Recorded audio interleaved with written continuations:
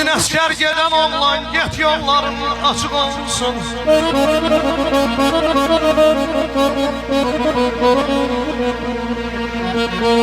Bugün əskər gedən oğlan, get yolların açıq olsun. Tanrı sənə qoyar olsun.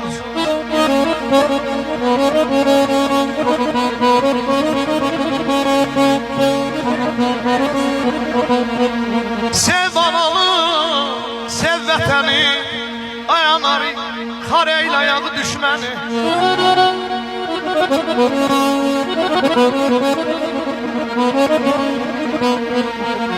Sev analı, sev vətəni, xar eylə ayağı düşməni.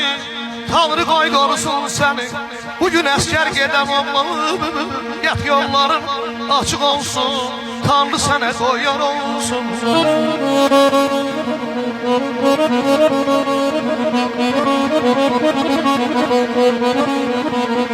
Dostlar səni gözləyəcək,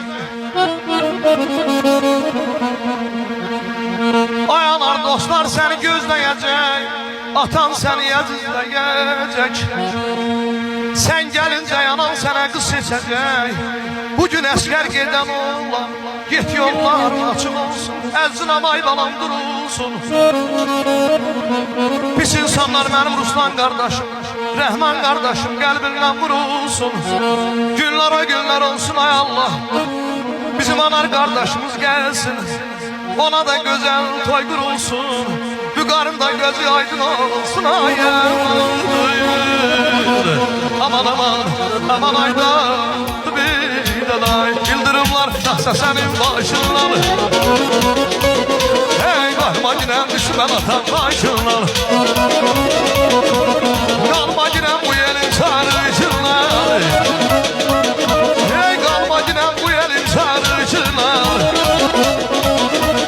Vətən deyil sənə gəl əskər bala, işin aman olsun əskər bala. Vətən deyil sənə